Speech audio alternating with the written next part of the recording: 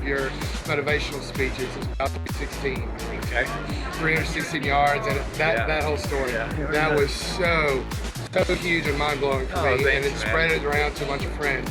My question for you is, now that you've entered phases of your life, baseball and broadcasting, how has God impacted you in the same sense of that 316? Well, I would say with that, I didn't even know it was happening. Right. It was something that I found out after the fact. Yeah. And you turn and you say, oh, wow, this was so cool. I'm so grateful to be a part of it.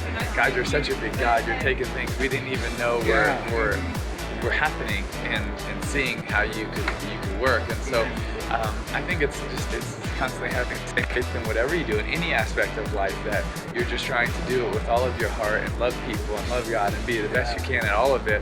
And then you turn around one day and then hopefully you can see the trickle effects of just the way you treat people or whatever happens. So my friend was through something and had decisions to make, and I saw your speech. 2 days later, I'm telling him it changed his mind. Yeah.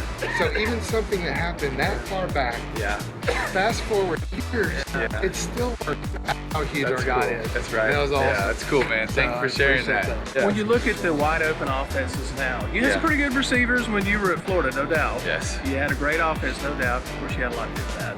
But when you look at the wide open offenses now, LSU, people are like, what year is this LSU? Alabama, of course, Ole Miss just a few years ago, Priest here.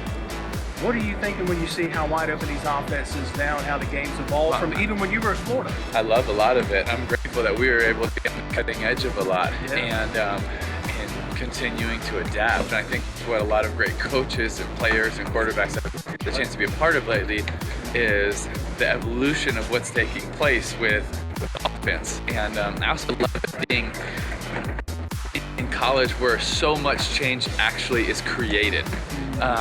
I would also give credit to high school. There's a lot of change created in high school too. I mean, think about it. Chad Morris, Gus Malzahn, there's a lot of people that did this in high school, like college, that's not gonna work. And you kind of frowned upon them until they ran through them for 500, you know? That's right. And so what's happening is you're taking it from college and then it's going to the NFL. It's not the opposite way.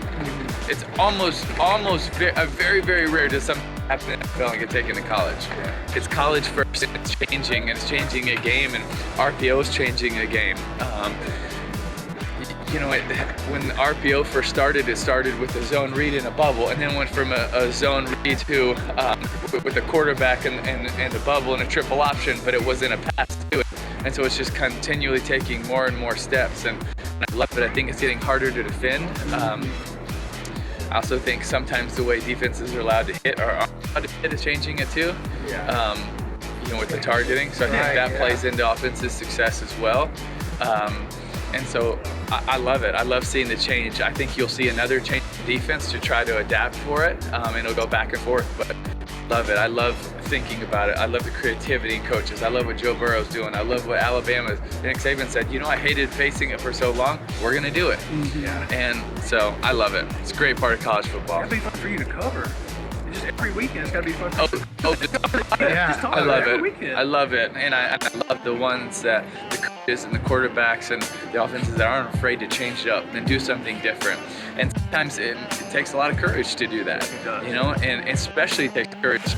And it's one of the hardest things to ever do is to go from good to great. It's really easy to go from poor to average. And it's also pretty easy to go from average to good. It's hard, but it's hard to make the sacrifice once you're good because you actually have to give something. And I think that's what Coach O did this year is so impressive because he gave up being good to have a chance to be great and changing the whole style of offense. And that's what they are now. They're great.